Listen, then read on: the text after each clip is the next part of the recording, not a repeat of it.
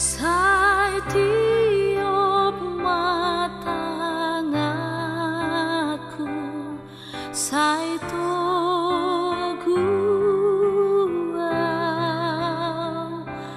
pai matos hosaku, ramotiau.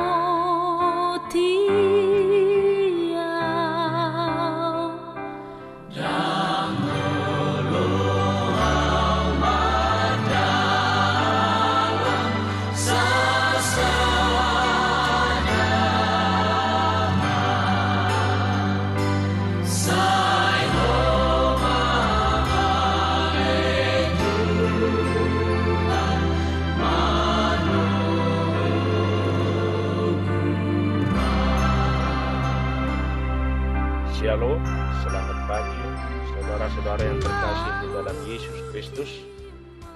Melalui siraman rohani, HKBP Setia Negara hadir menyapa lewat firman Tuhan.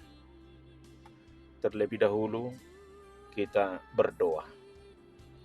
Allah Bapa di dalam Yesus Kristus, terima kasih buat berkat Tuhan yang boleh kami rasakan hingga pagi hari ini. Engkau memberikan kesehatan jasmani dan rohani kami.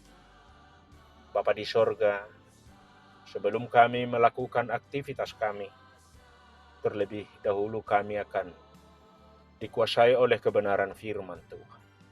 Kiranya firman-Mu menjadi tongkat dan pelita kehidupan kami. Dalam Yesus kami berdoa. Amin. Firman Tuhan pada hari ini tertulis dalam 2 Korintus pasal 4 ayat 7. Demikian firman Tuhan. Tetapi harta ini kami punyai dalam bejana tanah liat, supaya nyata bahwa kekuatan yang melimpah-limpah itu berasal dari Allah, bukan dari diri kami. Demikian firman Tuhan. Saudara yang terkasih dalam Yesus Kristus, dunia menyukai kehebatan. Kekuatan sering ditonjolkan. Kelemahan yang dijelaskan. Sebisa mungkin orang ingin terlihat sempurna. Apapun yang dilakukan untuk mencapainya. Bahkan harga diri pun diletakkan di atasnya. Kalau kita tidak hebat, seolah-olah kehidupan sudah tamat. Alkitab mengajarkan prinsip hidup yang berbeda. Kelemahan tidak terelakkan dalam kehidupan. Kelemahannya tidak perlu disembunyikan. Justru dalam kelemahan, kekuatan Tuhan dinyatakan. Ada pengharapan di dalam kelemahan. Bagaimana seharusnya kita memandang kekuatan dan kelemahan dalam kehidupan?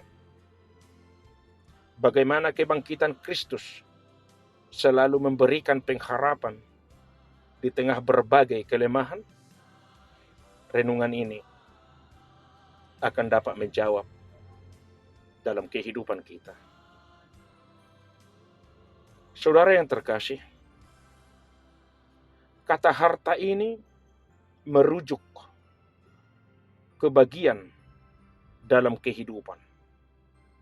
Secara lebih khusus, kata ini dapat dilihat pada ayat 6b, yaitu terang dari pengetahuan tentang kemuliaan Allah yang tampak pada wajah Kristus. Terang ini sangat berharga karena berasal dari Allah.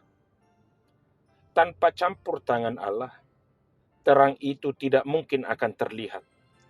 Karena iblis telah membutakan mata semua orang. Sehingga mereka tidak melihat Injil tentang Kristus yang adalah inspirasi Allah. Injil ini menjadi bagian atau harta orang-orang percaya. Meskipun harta tersebut sangat mulia, namun kemasannya adalah bejana tanah liat. Figurasi bejana tanah liat sering digunakan oleh banyak orang dalam berbagai konteks dan dengan berbagai penekanan analogi. Dalam konteks ini, bejana tanah liat menyeratkan sesuatu yang tidak berharga dan lemah.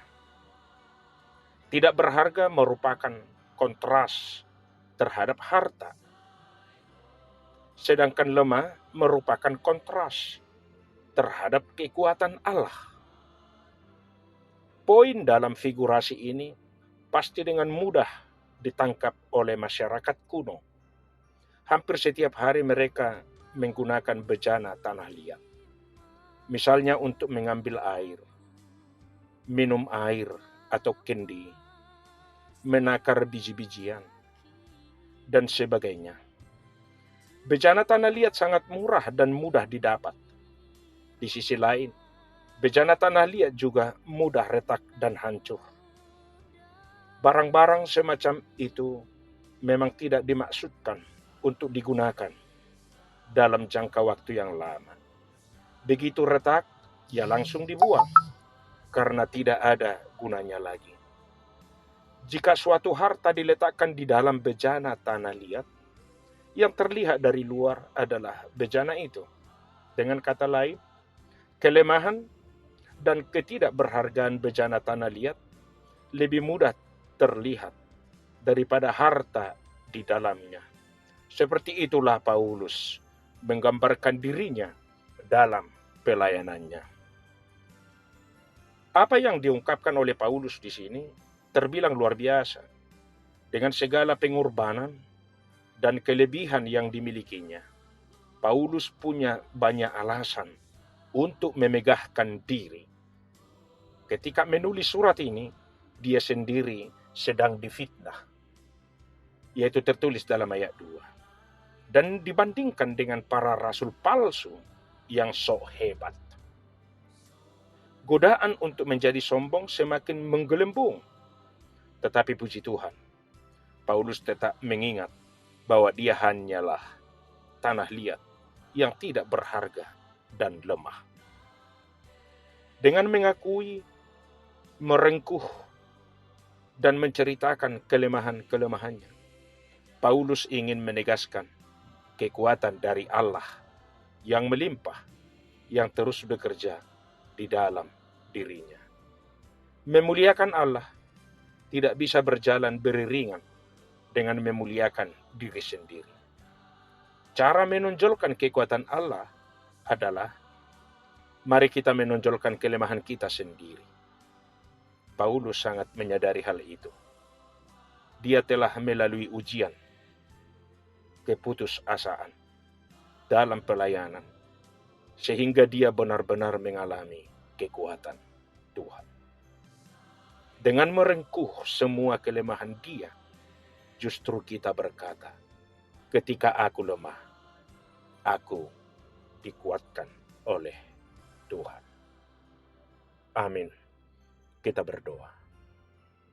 Terima kasih Bapa di surga buat segala berkat Tuhan yang paling berharga dan mulia. Engkau memberikan firman-Mu menjadi kekuatan kami. Kami adalah makhluk yang lemah. Kami hanya dikuatkan oleh kebenaran firman Tuhan.